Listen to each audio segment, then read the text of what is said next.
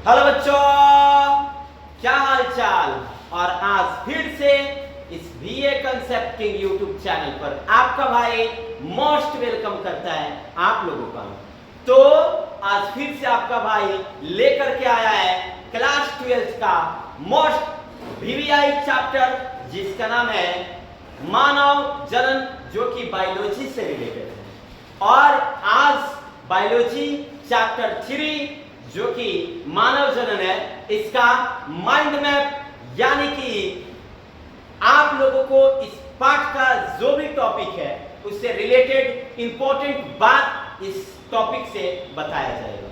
तो चलिए ना शुरू करते हैं। इस माइंड मैप को सीधा ठोका जाएगा आपके दिमाग में।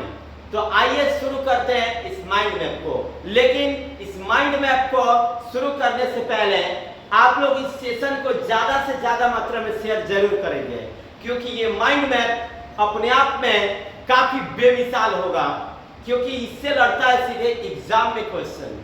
तो और साथ ही साथ एक बात और आप लोगों से कहना चाहूंगा कि अगर आप लोग इस चैनल पर नए हैं तो चैनल को सब्सक्राइब करें और लाइक करें। वीडियो अच्छा लगे तो साथ ही साथ कमेंट करके बताएं कि आप लोगों को ये वीडियो कैसा लगे। लेकिन शेयर करना भूलना नहीं है, ठीक है।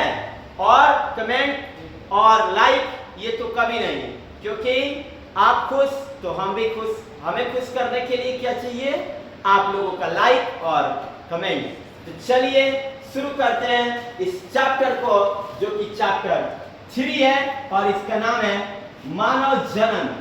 मानव, मैं लिख दूं थोड़ा सा, यहाँ पे ये धीमा लिखाया है, लिख देता हूं, ज्यादा उगा हुआ नहीं है। मानव जनन, मानव जनन, रेड वाला से लिख देता हूं मानव जनन। ये थोड़ा सा, ये भी थोड़ा कलर अच्छा नहीं लग रहा है।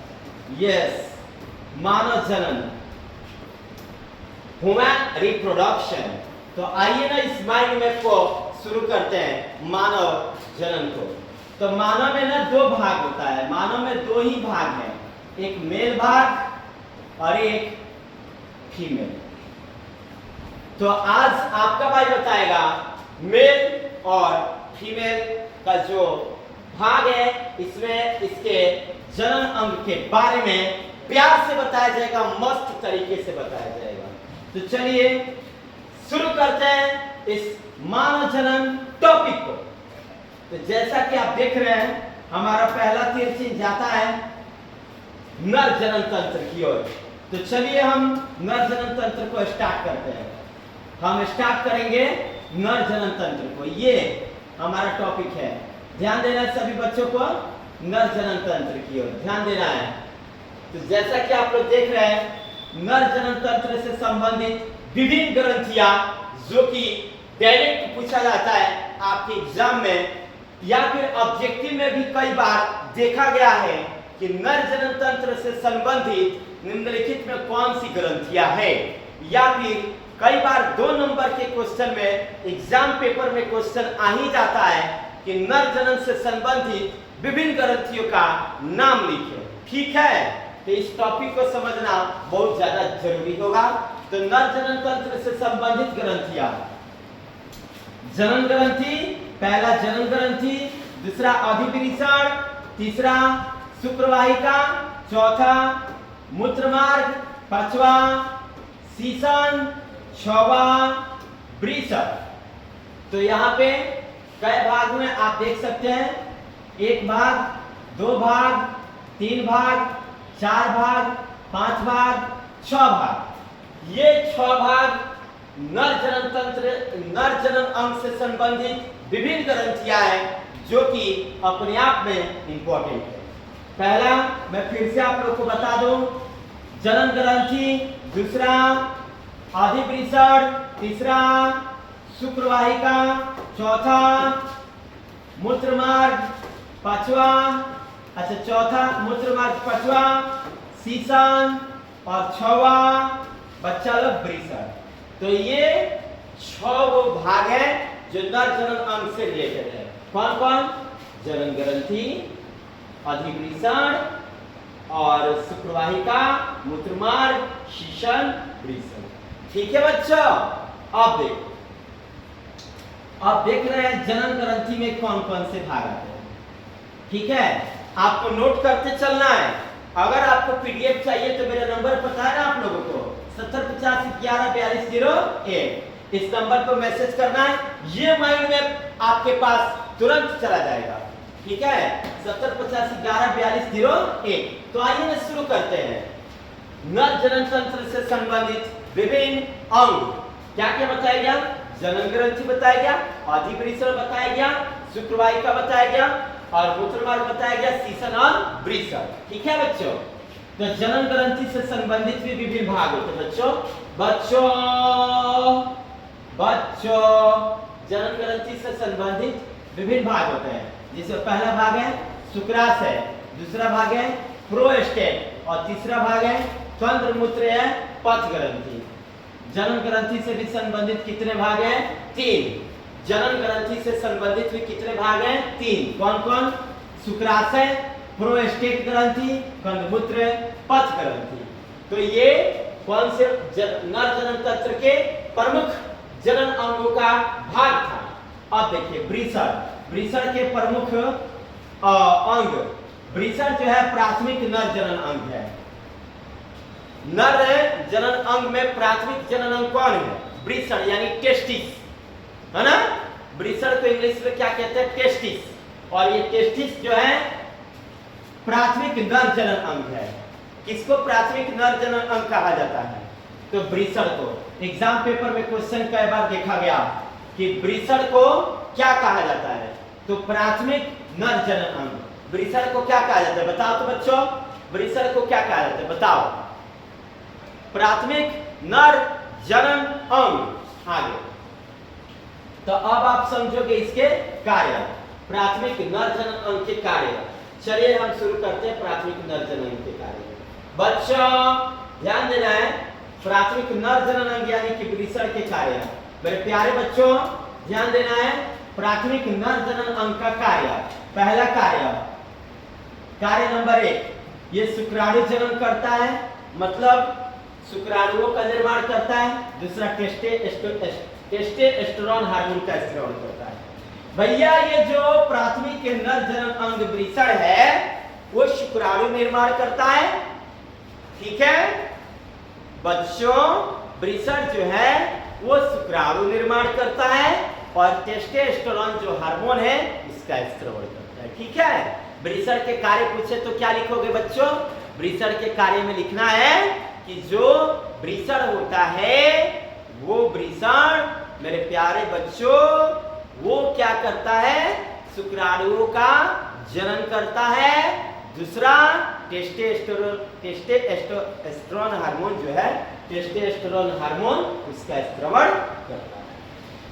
मेरे प्यारे बच्चों प्राथमिक नर जनन अंग के रचनात्मक अवयव कौन कौन से? मतलब ये जो वृषण है उसके अंदर क्या क्या होता है? वृषण के अंदर क्या क्या होता है? आइए ना जानते हैं वृषण के अंदर क्या क्या होता है। तो मस्त जबरदस्त रक्षिक स्टाइल में इसको जानेंगे कि वृषण के अंदर क्या क्या होता है। तो आइए शुरू करते हैं। तो वृषण के अंदर रचनात्मक अवयव में पता है क्या क्या आता है? मेरे प्यारे भाई लोग, वृषण के रचनात्मक अवयव शुक्र जनन नलिका, शुक्रवाहिका, अधिवृषण। वृषण में क्या क्या होता है? वृषण के रचनात्मक अवयवों का नाम लिखें। ये क्वेश्चन एग्जाम में आता है। वृषण के रचनात्मक अवयवों का नाम लिखें। वृषण के रचनात्मक अवयवों का नाम लिखें। तो यहाँ पे देखना है वृषण के रचनात्मक अवयव, शुक्र जनन नलिका, शुक्रवाहिका, अधिवृषण। वृषण के रचनात्मक अवयव कौन कौन सा है? एक बार आपका भाई रिपीट करता है, शुक्र जनन नलिका, शुक्रवाहिका, अधिवृषण। फिर से रिपीट कर देता हूँ, लास्ट चांस देखना है ध्यान से मेरे प्यारे बच्चों। शुक्र जनन नलिका किसका भाग है? वृषण का। शुक्रवाहिका किसका भाग है? वृषण का। अधिवृषण किसका भाग है? वृषण का। ठीक है बच्चों, और इसका कार्य क्या बताओगे मेरे प्यारे बच्चों? कार्य क्या बताओगे? शुक्राणु जनन करता है और टेस्टोस्टेरोन हार्मोन का क्या करता है? स्रावण करता है। वृषण से ही टेस्टोस्टेरोन हार्मोन जो है वो स्रावण होता है। ठीक है बच्चों, और प्राथमिक नर जनन कौन कहलाते हैं बच्चों? प्राथमिक नर जनन अंग कौन कहलाता है? प्राथमिक नर जनन अंग वृषण कहलाता है बच्चों। प्राथमिक नर जनन अंग कौन कहलाता है बच्चों? प्राथमिक नर जनन अंग वृषण कहलाता है। ठीक है, और रुको एक मिनट, और भी ना एक बार उसको ऊपर वाला को समझा देते हैं, इधर वाला नर जनन अंग को।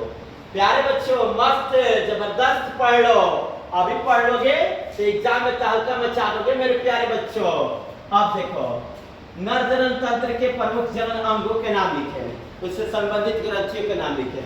तो नर जनन अंग एवं उससे संबंधित ग्रंथियां देखो, जनन ग्रंथि, अधिवृषण, शुक्रवाहक, मूत्रमार्ग, शीशन, वृषण, ये 6 गो भाग है जो नर जनन अंग एवं उससे संबंधित ग्रंथि है ना। अब जनन ग्रंथि के भी 3 गो भाग होता है, शुक्राशय, प्रोस्टेट ग्रंथि, कंदमूत्र पथ ग्रंथि।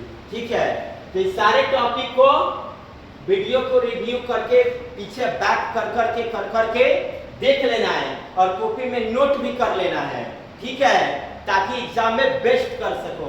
अच्छा टॉपिक है बच्चों, मस्त ढंग से पढ़ना है। ठीक है, चलिए अब मादा जनन तंत्र को पढ़ते हैं, मादा जनन अंग को। चलिए अब ध्यान देना है बच्चों। अब देखो ये तो नर जनन तंत्र हो गया, अब पढ़ेंगे हम मादा जनन तंत्र। ध्यान देना बच्चों, सभी बच्चे ध्यान देंगे, अच्छे तरीके से पढ़ेंगे, ध्यान से देखना है। मानव जनन अंग में नर का तो हो गया, अब बाकी किसका है? मादा का। तो मादा जनन तंत्र प्रमुख मादा जनन अंग एवं उससे संबंधित ग्रंथियां। तो प्रमुख मादा जनन अंग, मेरे प्यारे बच्चों प्रमुख मादा जनन अंग देख लो, प्रमुख मादा जनन अंग देख लो, सबको बता रहा हूँ। प्रमुख मादा जनन अंग देख लो।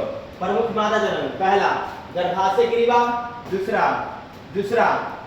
है योनि, तीसरा है अंडाशय, चौथा गर्भाशय, पांचवा क्या होगा बच्चों? अंडवाहिनी, है ना। मादा जनन तंत्र के प्रमुख मादा जनन अंग से संबंधित ग्रंथियां। तो मादा जनन अंग से संबंधित ग्रंथियां कौन है बच्चों?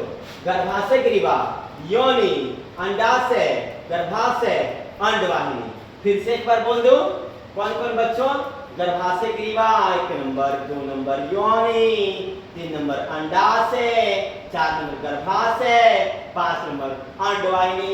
ये 5 ऐसे भाग है बच्चों जो मादा जनन अंग से संबंधित है बच्चों। अब देखो बच्चों, अब देखो मादा जनन अंग में ना यहाँ पे बाह्य जनन अंग, मादा जनन अंग, बाह्य जनन अंग, ये प्राथमिक जनन अंग है। मादा में प्राथमिक जनन अंग, बाह्य जनन अंग यही है। कौन सा? बाह्य जनन अंग प्राथमिक जनन अंग है, मादा जनन अंग है। बाह्य जनन अंग प्राथमिक मादा जनन अंग है। अब देखो बाह्य जनन अंग का कार्य क्या है? बाह्य जनन अंग का कार्य देखो, ये अंड जनन करता है, बाह्य जनन अंग अंड जनन करता है और एस्ट्रोजन और प्रोजेस्टेरोन हार्मोन का स्त्राव करता है। कौन बच्चों? जैसे वृषण जो था, वृषण शुक्राणु जनन कर रहा था, उसी प्रकार ये बाह्य जनन अंग यानी कि अंडाशय बच्चों, अंडाशय जो है वो प्राथमिक मादा जनन अंग है ना। जैसे वृषण जो है इसमें ओवरी, टेस्टिस नर जनन, प्राथमिक नर जनन अंग है और ओवरी प्राथमिक मादा जनन अंग है। तो ओवरी का कार्य क्या है बच्चों? वो अंडाणु का क्या करता है? निर्माण करता है। जैसे शुक्राणु का निर्माण करता है वृषण, वो अंडाणु का निर्माण कौन करता है? बताओ, अंडाणु का निर्माण करता है कौन? अंडाशय। ठीक है, और उससे कौन से हार्मोन स्त्राव होते हैं? एस्ट्रोजन और प्रोजेस्टेरोन हार्मोन। ठीक है, एस्ट्रोजन हार्मोन और प्रोजेस्टेरोन हार्मोन। और टेस्टोस्टेरोन किससे स्रावित होता है? टेस्टोस्टेरोन वृषण से स्रावित होता है।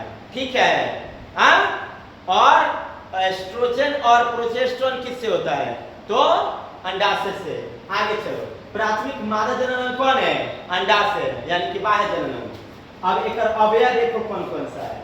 अवयव बाह्य जनन के अवयव देखो, बाह्य जनन अंग का अवयव अंडाशय, स्ट्रोमा, अंडकुटी, है ना। बाह्य जनन अंग का अवयव कौन सा है? अंडाशय, स्ट्रोमा, अंडकुटी, है ना। तो ये सब के सब इंपॉर्टेंट है, इसको जरूर ही याद कर लेना है अच्छे ढंग से। तो आपने देखा कि मादा जनन अंग के कई भाग हुए? दो भाग नर और मादा, जिसमें नर जो है उसका प्राथमिक जनन अंग वृषण है और मादा जो है इसका प्राथमिक अंग अंडाशय है। दोनों का कार्य भी आप जाने कि वृषण का कार्य जो है शुक्राणुओं का जन्म करना है और टेस्टोस्टेरोन हार्मोन का स्राव करना है। आप अंडाशय को भी जाने, अंडाशय जो है वो अंडाणुओं का निर्माण करता है, एस्ट्रोजन और प्रोजेस्टेरोन हार्मोन का भी स्रावण करता है। ठीक है बच्चों, तो फिर मिलते हैं नेक्स्ट वीडियो में इसी अंदाज में, इसी नए तरीके से। तो आप लोग इसका स्क्रीनशॉट ले लें या फिर मेरे व्हाट्सएप नंबर पर मैसेज करें ताकि ये आप लोग के पास माइंड में चला जाए और आप लोग इसका लाभ उठा सकें। तो मिलते हैं फिर अगले वीडियो में। आज के लिए इतना ही काफी, लेकिन लाइक तो कर देना, साथ ही साथ शेयर भी करना और कमेंट करके बताना कि ये वीडियो आप लोगों का कैसा लगा। मिलते हैं इसी पार्ट का नेक्स्ट सब्जेक्टिव क्वेश्चन आंसर में अगले वीडियो के साथ। तो आज के लिए इतना काफी। जय हिंद,